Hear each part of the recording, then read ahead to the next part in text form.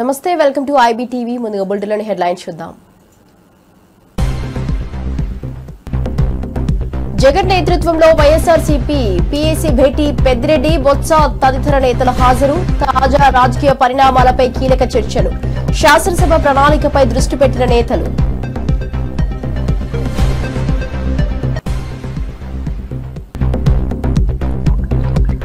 కాకానిపై 15 కేసులు కుట్రగా బనాయించారన్న చంద్రశేఖర్ ఆరోపణ. హెలికాప్టర్ అనుమతిపై కేంద్రంపై మండిపాటు. అనుమతి ఇచ్చిన అనేక ఆంక్షలపై విమర్శలు.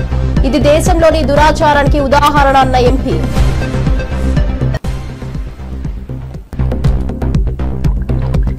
తిరుమల శ్రీవారి దర్శించుకున్న ఇస్రో చైర్మన్. నిసార్ శాటిలైట్ ప్రయోగానికి ముందు భక్తి సందర్శన. జీఎస్ఎల్వీ ద్వారా ప్రయోగించనున్న శాటిలైట్ భూ పరిశీలనకు ఉపయోగపడనున్న శాస్త్రీయ ఉపగ్రహం.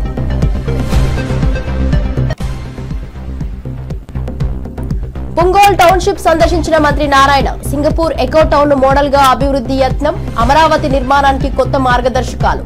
గ్రీన్ మొబిలిటీపై అధ్యయనంలో పాల్గొన్న మంత్రి.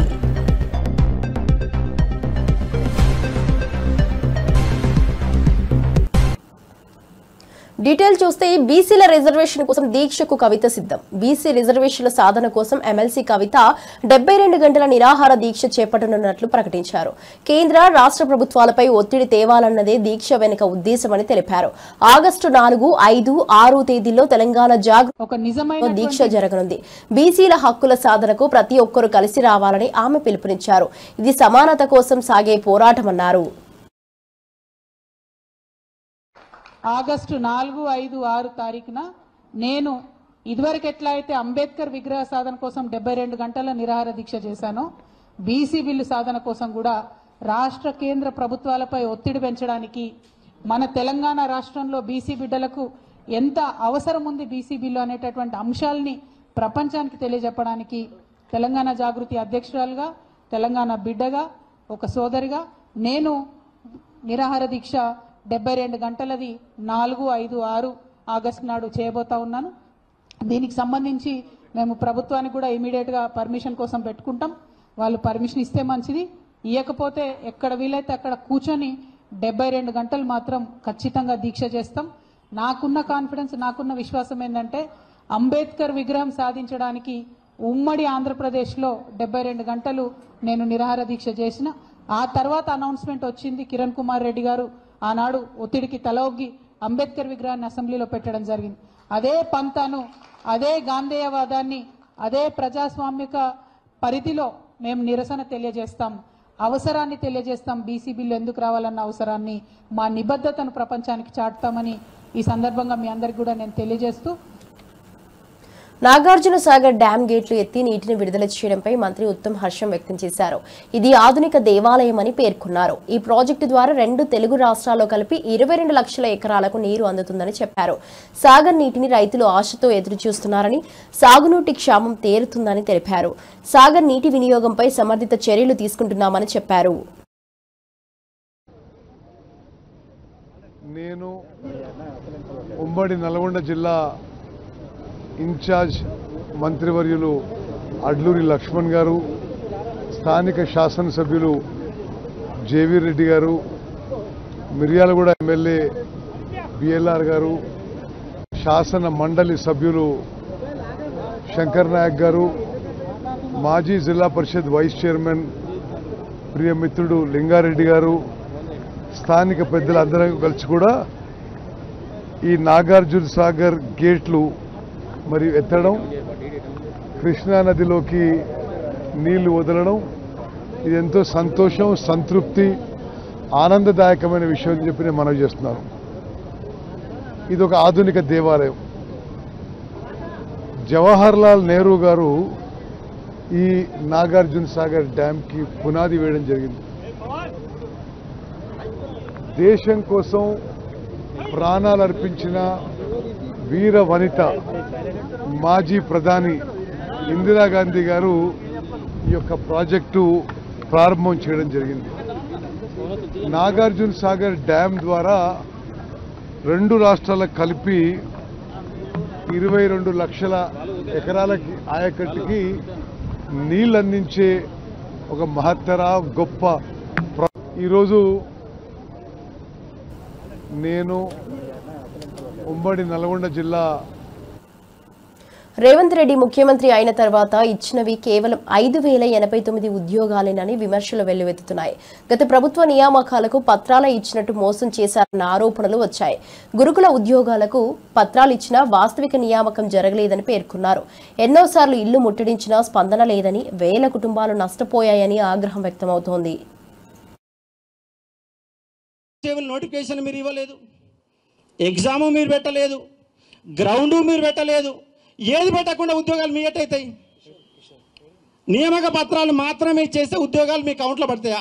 లేదు, మీ ఉద్యోగాలు మీరు చెప్తున్నారు. మరి ఎన్నికల మేనిఫెస్టోలో టీఆర్ఎస్ పార్టీ ఇచ్చిన ఉద్యోగాలే మేము ఇస్తున్నామని చెప్పిరా? మీరేమన్నా చెప్పలే కదా.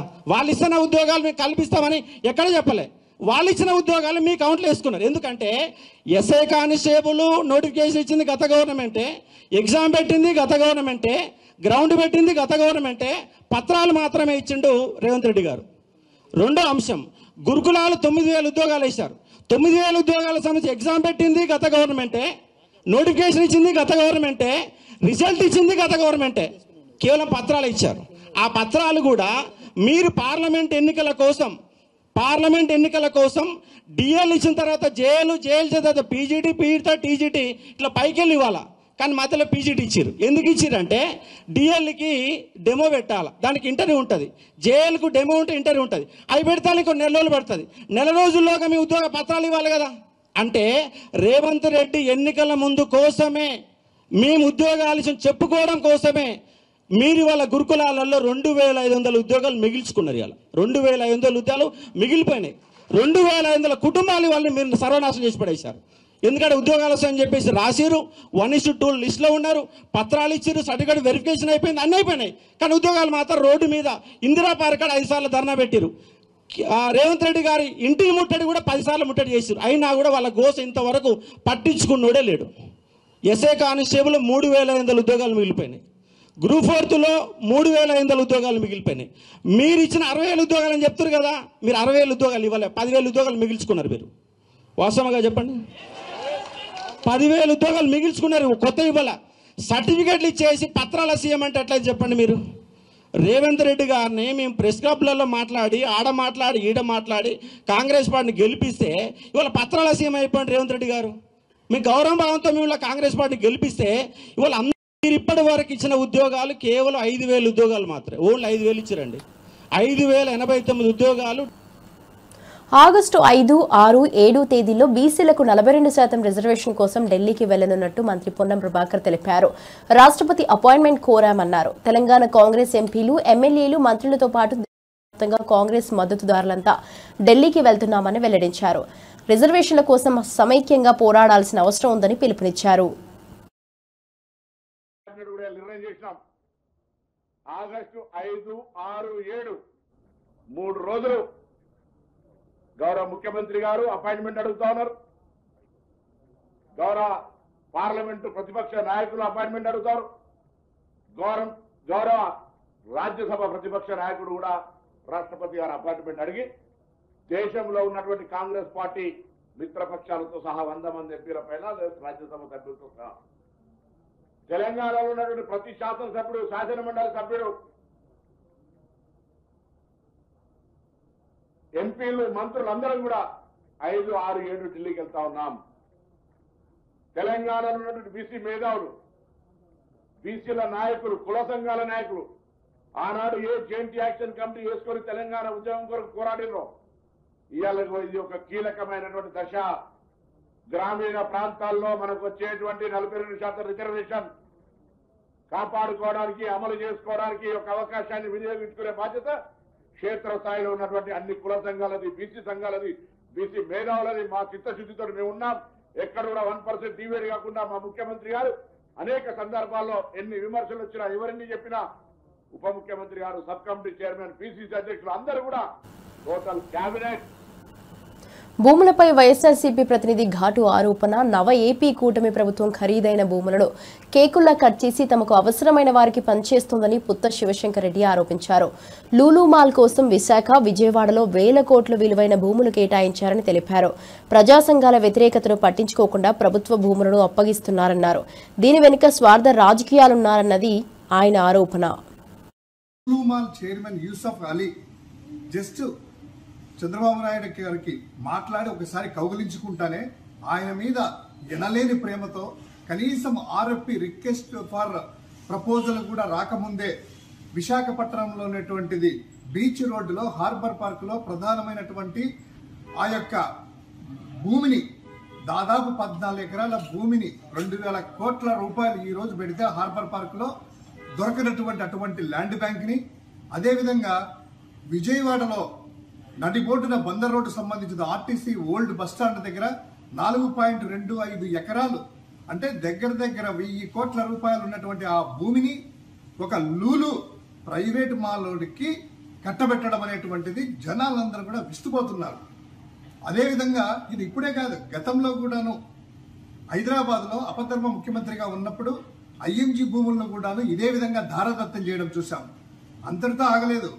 ఈరోజు ఉర్సా అనేటువంటి వాళ్ళకి దాదాపు 60 ఎకరాలు, వేల కోట్ల రూపాయలు. అంతెందుకండి, ఇక్కడే మన బాలశౌరి గారి వారికి సంబంధించినటువంటిది దగ్గర 115 ఎకరాలు. ఈరోజు చూసాం లేటెస్ట్ గా మన పార్థసారికి సంబంధించిన 600 కోట్ల రూపాయలు విలువ చేసే భూమి 845 ఎకరాలు దారాదత్తం చేయడానికి 25 ఏళ్లకు ముందుకొచ్చారు. అంటే ఇప్పుడు అనుకుంటున్నాం, ఇప్పుడు లూలుమాల్ ఉంది. లూలుమాల్ అనేటువంటిది హైదరాబాద్, కేరళలో కూడా పెట్టారు. హైదరాబాద్, కేరళలో ప్రభుత్వం ఒక్క రూపాయి కానీ ఒక్క సెంటు కానీ ఇవ్వలేదు. ప్రైవేట్ భూముల దగ్గర తీసుకొని వాళ్ళు డెవలప్ చేసుకుని ఇచ్చారు. సరే ఈ రోజు అని చెప్తున్నారు లూలుమాల్ వస్తే అది వస్తుందని. లూలుమాల్ అనేటువంటిది ఒక కమర్షియల్ కాంప్లెక్స్. ఇప్పుడు విజయవాడలో డిమార్ట్, లేకపోతే పీవీపీ, ఐనాక్స్ ఇటువంటి ఉన్నాయి కదా, ఇటువంటి వాటి వల్లే అది కూడా ఒక కమర్షియల్ కాంప్లెక్స్. ఇదే లూలుమాల్ ఏమైనా పేదోడు ఏమైనా వెళ్తాడు అనుకుంటే హైదరాబాద్ లో చూస్తే మనం వెళ్తే కాకాలి గోవర్ధన్ రెడ్డిపై అక్రమంగా 17 కేసులు బనాయించారని ఎమ్మెల్సీ చంద్రశేఖర్ రెడ్డి ఆరోపించారు. వైఎస్ జగన్ పరామర్శకు వెళ్లేందుకు హెలికాప్టర్ పర్మిషన్ నిరాకరించడం కుట్రలతో నిండి ఉందన్నారు. చివరికి అనుమతి ఇచ్చినా ఎన్నో ఆంక్షలు విధించడం దేశంలో ఎక్కడా లేని దురాచారమని మండిపడ్డారు. అధికార దుర్వినియోగానికి ఇది పరాకాష్ట అని వ్యాఖ్యానించారు. మోపబడి 2 నెలలకు పైగా ఆయన జైల్లోనే ఉండడం కూడా అందరికీ తెలిసిన విషయమే. అలానే ఇటీవల కాలంలో నల్లబరెడ్డి ప్రసన్న కుమార్ రెడ్డి గారి ఇంటిని ధ్వంసం చేయడం, అది కూడా ఎప్పుడు మన నెల్లూరు చరిత్రలో ఎప్పుడు కూడా చూడలే. ఆంధ్ర రాష్ట్రంలో కూడా అటువంటి పరిస్థితులు ఎప్పుడు కూడా గమనించలే. మరి ఇట్లాంటి దురదృష్టకర సంఘటనలు నెల్లూరులో జరగడం చాలా బాధాకరం. చాలామంది జరిగినటువంటి తీరుని, ఇటీవల కాలంలో పెడుతున్నటువంటి అక్రమ కేసుల్ని, వీటన్నింటినీ కూడా చూస్తూ ఉన్న తర్వాత నెల్లూరు జిల్లాలో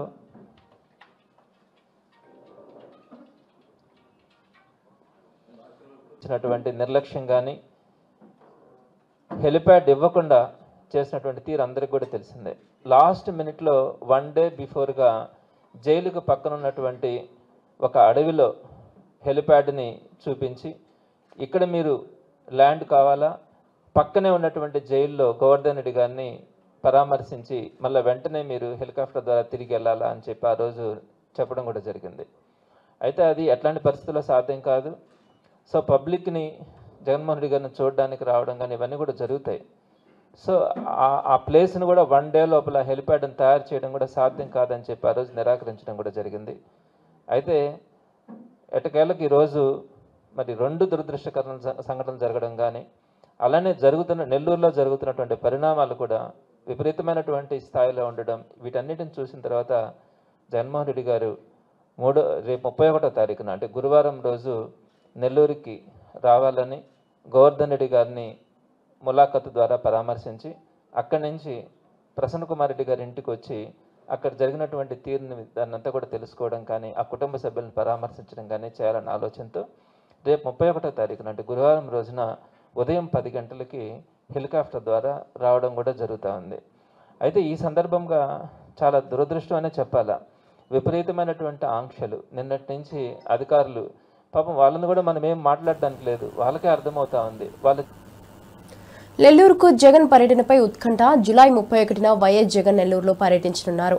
జైలులో ఉన్న ఖాకాని ములాఖాత్ చేసి అనంతరం ప్రసన్న కుమార్ రెడ్డి ఇంటికి వెళ్లి కుటుంబాన్ని పరామర్శించనున్నారు. ఈ పర్యటనలో ఆయన పలు కీలక స్థానాల్లో ఆత్మీయ సమావేశాలు నిర్వహించనున్నారని సమాచారం. నాయకులపై జరుగుతున్న అక్రమ చర్యలను ప్రజల ముందు ఉంచే కార్యక్రమంగా ఇది మారనుంది. ములాఖాత్ కార్యక్రమం ఉంటుంది ఆ రోజు 10:30-11 గంటల మధ్యలో. మరి అక్కడి నుంచి ఆ ములాఖాత్ అయిన తర్వాత ఈవెన్ రాయలసీమలో కూడా ఎప్పుడూ జరగని విధంగా ఈ నెల్లూరు జిల్లాలో ప్రసన్న కుమార్ రెడ్డి గారి ఇంటి మీద 200 పైబడి దౌర్జన్యకాండ సృష్టించినప్పుడు ఏదైతే నల్లపరెడ్డి శ్రీనివాసరెడ్డి గారు ఉన్నారో ఆయన వైఫ్ మరి పెద్దావిడి ఆ ఇంట్లో ఒక్కావిడే ఉంటాం. ఆ దౌర్జన్యకాండకి ఆ వయసులో ఎంతో భయభ్రాంతులకు గురైన ఆవిడ్ని ప్రసన్న కుమార్ రెడ్డి గారిని పరామర్శించడానికి జగన్మోహన్ రెడ్డి గారు వాళ్ళ ఇంటికి రావటం జరుగుతుంది. మరి ఆ జగన్మోహన్ రెడ్డి గారు 31వ తారీఖున కార్యక్రమాన్ని మా నాయకులు మా కార్యకర్తలు స్వాగతిస్తారని చెప్పి తెలియజేస్తా ఉన్నాను. ఒక కేసు తర్వాత ఒక కేసు పీటీ వారెంట్లు వేసి ఇబ్బందులు పెడుతున్న జగన్మోహన్ రెడ్డి గారు వచ్చి జూలై 31న జగన్ నెల్లూరు పర్యటనను అడ్డుకునేందుకు కూటమి కుట్రలు చేస్తున్నదని వైఎస్ఆర్సీపీ ప్రతినిధి కారుమూరు వెంకటరెడ్డి ఆరోపించారు. కాకానిని పరామర్శించేందుకు టీడీపీ గుండాల దాడితో నష్టపోయిన ప్రసన్న కుమార్ రెడ్డి ఇంటికి జగన్ వెళ్తున్నారన్నారు. హెలిప్యాడ్ వద్ద కేవలం 10 మందికి అనుమతి ఇవ్వడం దారుణమని విమర్శించారు. ఇది ప్రజాస్వామ్యంపై దాడిగా అభివర్ణించారు. ఏదైతే ఏకైక లక్ష్యంతో ఈ కూటమి ప్రభుత్వం పనిచేస్తా ఉందనేది మనకు అనేక సార్లు స్పష్టంగా కనపడింది. మరొకసారి నెల్లూరు జిల్లా పర్యటనని అడ్డుకోవాలని చెప్పేటటువంటి దానికి వాళ్ళు విధించినటువంటి ఆంక్షలు చూస్తేనే మీకు అర్థమవుతుంది. జగన్ నెల్లూరు పర్యటన పైన అడుగడుగున ఆంక్షలు విధిస్తూ జగన్మోహన్ రెడ్డి గారి హెలీప్యాడ్ దగ్గర కంట కేవలం 10 మందికి మాత్రమే అనుమతిస్తారంట. జగన్మోహన్ రెడ్డి గారి వెంట ఎవరూ రాకూడదంట. ఏదైతే జగన్మోహన్ రెడ్డి గారి వెంట వచ్చే వారికి నోటీసులు ఇస్తామని చెప్పి ముందుగానే నోటీసులు ఇస్తున్నటువంటి పరిస్థితి. ఈ నెల 31 అంటే జూలై 31న 13 అక్రమ కేసుల్లో జైల్లో ఉన్నటువంటి 13 అక్రమ కేసుల్లో ఈ కూటమి ప్రభుత్వం వచ్చిన తర్వాత నెల్లూరు జిల్లా అధ్యక్షుడిగా పనిచేస్తున్నటువంటి మాజీ మంత్రిగా ఉన్నటువంటి కాకాని గోవర్ధన్ రెడ్డి గారిపై 13 అక్రమ కేసులు బనాయించింది కూటమి ప్రభుత్వం. ఆ 13 అక్రమ కేసుల్లో జైల్లో ఉన్నారు. ఈరోజు ఏదైతే ఆ జైల్లో ఉన్నటువంటి కాకాని గోవర్ధన్ రెడ్డి గారిని పరామర్శించడానికి జగన్మోహన్ రెడ్డి గారు వెళ్తున్నారు. అలానే 50 సంవత్సరాలుగా రాజకీయాల్లో ఉండి 6 సార్లు ఎమ్మెల్యే, వాళ్ళ తండ్రి గారు అంతకుముందు మంత్రిగా చేశారు, 3 సార్లు ఎమ్మెల్యేగా, మొత్తంగా వాళ్ళ కుటుంబం 9 సార్లు ఎమ్మెల్యే. అలాంటి నల్లపరెడ్డి ప్రసన్న కుమార్ రెడ్డి గారి కుటుంబం మీద హత్యాయత్నం వాళ్ళు చేసినటువంటిది. ఇంటి మీదకి వచ్చి ఇల్లు మొత్తం ధ్వంసం చేసి ఈ తెలుగుదేశంలో ఉన్నటువంటి ఎమ్మెల్యేగా ఉన్నటువంటి వేమిరెడ్డి ప్రశాంతి తన అనుచరులను పంపించేసి పూర్తిగా ఇంటిని ధ్వంసం చేసి వేమిరెడ్డి ప్రశాంతి గారు తన అనుచర వర్గం మొత్తాన్ని రౌడీలందరినీ పంపి ఏ విధంగా చేసిందో మనం అన్ని చూసాం. అంటే ప్రసన్న కుమార్ రెడ్డి గారిని చంపేయాలనేటువంటి ప్రయత్నం జరిగింది. ఆయన అక్కడ ఆ టైంకి ఇంట్లో లేరు కాబట్టి సరిపోయింది. సో ఆ ప్రసన్న కుమార్ రెడ్డి గారిని వాళ్ళ ఇంటికి వెళ్లి ఆ కుటుంబాన్ని పరామర్శించడానికి జగన్మోహన్ రెడ్డి గారు వెళ్తుంటే వాళ్ళు ఇచ్చినటువంటి ఆంక్షలు, వాళ్ళు పెట్టినటువంటి ఆంక్షలు చూడండి. వెంకటాచలం మండలం చెముడుగుంటలోని సెంట్రల్ జైలు సమయంలో పోలీసులు అనుమతించిన హెలీప్యాడ్ వద్దకు కేవలం 10 మంది మాత్రమే వెళ్లాలి. వైఎస్ఆర్సీపీ పీఏసీ సమావేశం ప్రారంభం. వైఎస్ఆర్సీపీ అధ్యక్షుడు వైఎస్ జగన్ నేతృత్వంలో పార్టీ పీఏసీ సమావేశం ప్రారంభమైంది. పెద్దిరెడ్డి, బొత్స, తమ్మినేని, ఆర్కే రోజా, లక్ష్మీ పార్వతి తదితర నేతలు పాల్గొన్నారు. తాజా రాజకీయ పరిణామాలు, వ్యూహాత్మక నిర్ణయాలపై చర్చ జరిగింది. పార్టీ బలోపేతానికి తీసుకోవాల్సిన చర్యలు, శాసనసభ సమావేశాల ప్రణాళికపై దృష్టి పెట్టినట్లు సమాచారం. ముఖ్య నేతల మధ్య కీలకంగా చర్చలు సాగుతున్నాయి.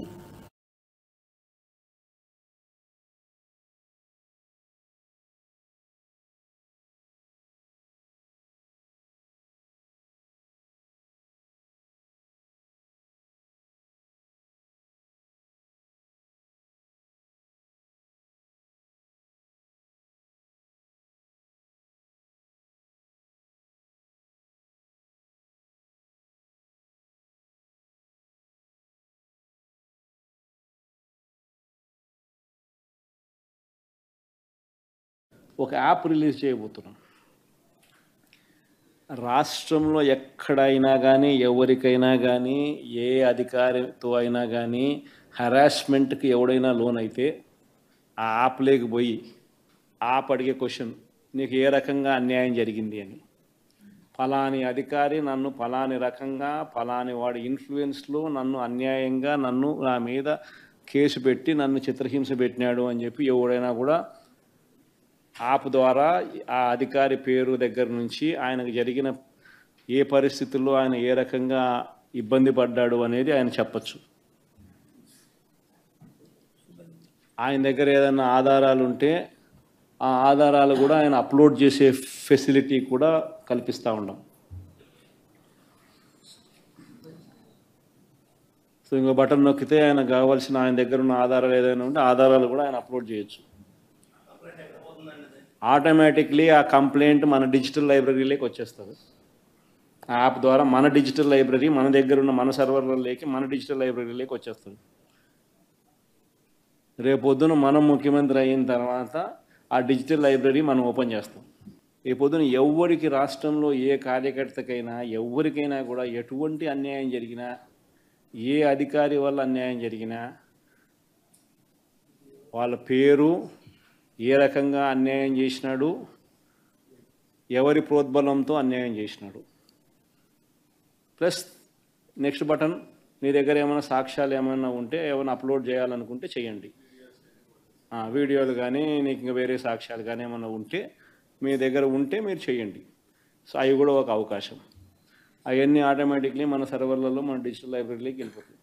మనం వచ్చిన తర్వాత అవి ఓపెన్ చేసి ఎవడెవడైతే మన కార్యకర్తలను అన్యాయం చేసినాడో వాళ్ళందరినీ కూడా చట్టం ముందర ఏ రకంగా నిలబెట్టాలనో ఆ రకంగా నిలబెట్టించి అందరినీ కూడా సినిమా చూపించే కార్యక్రమం మాత్రం జరుగుతుంది. వాళ్ళు చేసినవన్నీ కూడా వడ్డీతో సహా ఏదైతే నువ్వు ఎత్తుతున్నావో అదే పండుతుంది. ఎక్కడో కూడా మనం అన్యాయం చేయడం లేదు. ఏదైతే మీరు ఎత్తినారో అదే రేపొద్దున పండుతుంది. చక్కెర వడ్డీతో సహా చెల్లించే పరిస్థితి వస్తుంది. అదొకటి ఖచ్చితంగా నెక్స్ట్ 10 రోజుల్లో రిలీజ్ చేయబోతున్నాం. బాబు ష్యూరిటీ మోసం గ్యారంటీ అని ఏదైతే ప్రోగ్రాం జరుగుతూ ఉందో దాంట్లో మీరంతా కూడా ఇంకా కొంత ఎక్కువ ఇన్వాల్వ్ కావాలి. అంటే ఈ ప్రోగ్రాం అనేది అన్ని చోట్ల బాగా జరుగుతూ ఉంది. ఆర్గనైజ్డ్ పద్ధతిలోకి తీసుకొని రావాలంటే గ్రామ కమిటీస్ను మనం ఎఫెక్టివ్లీ ఫామ్ చేయాలి. ఎఫెక్టివ్లీ మనం ఫామ్ చేసే ఒక అవకాశం దీనివల్ల మనకు వచ్చింది ఈ ప్రోగ్రాం వల్ల. ఈ ప్రోగ్రాము ఎందుకు ఎంత బాగా ఉందంటే ప్రతి చోట కూడా చంద్రబాబు నాయుడు చేసిన మోసం అనేది క్లియర్ కట్గా కనిపిస్తూ ఉంది. ప్లస్ మోస్ట్ ఇంపార్టెంట్ థింగ్ ఏంటంటే మనం ఆపరేషన్ సింధూర్పై అమిత్ షా కీలక ప్రకటన. ఆపరేషన్ సింధూర్ విజయవంతంగా పూర్తయిందని కేంద్ర హోంమంత్రి అమిత్ షా వెల్లడించారు. పహల్గామ్ ఉగ్రదాడికి పాల్పడిన నిందితులను భారత ఆర్మీ మట్టుబెట్టిందన్నారు. పాకిస్తాన్ స్థావరాలను ధ్వంసం చేశామని చెప్పారు. ఇక జమ్మూ కాశ్మీర్ పోలీసులకు ప్రత్యేక అభినందనలు తెలిపారు. దేశ భద్రతను కాపాడే అంశంలో ప్రభుత్వం ప్రతిష్టాత్మకంగా వ్యవహరిస్తోందన్నారు. దేశ ప్రజలు భద్రంగా ఉన్నారని తెలిపారు. कुछ नहीं कर पाए। नूर खान चकलाला एयरबेस तोड़ दिया गया, मुरीद तोड़ दिया गया, सुगुर्दा तोड़ दिया गया, रफीकी तोड़ दिया गया, रहीम यार खान तोड़ दिया गया, जकोबाबाद तोड़ दिया गया, सुक्कुर और भोलारी भी तोड़ दिए और सुक्कुर, लाहौर, अरिफवाला, चुनेन, जकोकाबाद और नया चोर ये 6 रडार सिस्टम भी उनके पूरी तरह से ध्वस्त कर दिए। 2 surface to air guided weapon Lahore और ओकारा में इनका जखीरा भी समाप्त कर दिया गया। और मान्यवर ये हर चीज में पॉलिटिक्स करते, हर चीज में। जब उन्होंने हमारे रिहायशी इलाकों पर हमला किया, फिर भी हमने इनके रिहायशी इलाकों पर हमला नहीं किया, सिर्फ इनके एयरबेस और एयर डिफेंस सिस्टम को निशाना बनाया और उनकी आक्रमण करने की क्षमता को पंगु कर रख दिया। हमारी पूरी सेना, पूरी वायुसेना, पूरी नौसेना अक्षुण्ण थी और उनकी हमला करने की क्षमता को हमने छिन्न विछिन्न कर दिया। पाकिस्तान के पास शरण में आने के अलावा और कोई चारा ही नहीं था। इसलिए मान्यवर, इसलिए 10 मई को डीजीएमओ ने, पाकिस्तान के डीजीएमओ ने भारत के डीजीएमओ को फोन किया और 5 बजे हमने इस संघर्ष को विराम दिया। 8 एयरबेस इतने सटीक तरीके से तो మంత్రి నారాయణ సింగపూర్లో పుంగోల్ పాయింట్ కేవ్ టౌన్షిప్ ను సందర్శించారు. ఇది సింగపూర్లో మొట్టమొదటి ఎకో టౌన్ గా గుర్తింపు పొందింది. సముద్ర తీరం, గ్రీన్ మొబిలిటీ, స్మార్ట్ ఇన్ఫ్రా వంటి అంశాలపై అధ్యయనం చేశారు. అమరావతి నిర్మాణానికి మద్దతుగా సుస్థిర పట్టణ అభివృద్ధి కోసం ఇదే నమూనాగా తీసుకోవాలని నిర్ణయించారు. స్థానిక అధికారులతో కలిసి పలు అంశాలను పరిశీలించారు.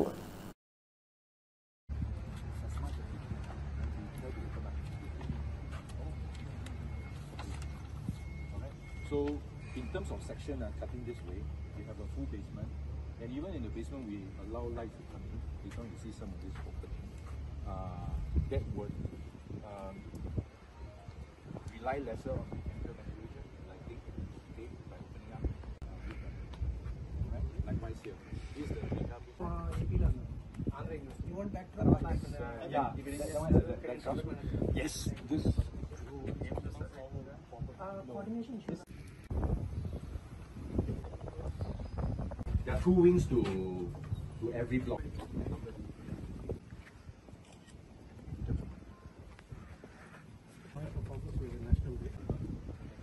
This comes from 7 to 7, 7 a.m. to 7 p.m. Allow it, the public can go there. You can do hiking, you can do running sports and all that. Sometimes even camping. So that is reserved. That one is to Pulau Ubin, another island of Taurus. Also a very nice resort to visit. శ్రీవారిని దర్శించుకున్న ISRO chairman వి నారాయణ్ తిరుమల శ్రీవారిని దర్శించుకున్నారు. NASA ISRO సంయుక్తంగా రూపొందించిన Nisar satellite GSLV mark 2 ద్వారా ప్రయోగించనున్నారు. ఇది 12 రోజుల్లో భూమిని చుట్టేస్తోంది. భూ పరిశీలన, ఉపద్రవ హెచ్చరికల వంటి పలు అవసరాలకు ఇది ఉపయోగపడనుంది. శాస్త్రవేత్తలు తయారు చేసిన ఈ ఉపగ్రహం ప్రయోగానికి ముందే స్వామివారిని దర్శించుకున్నారు.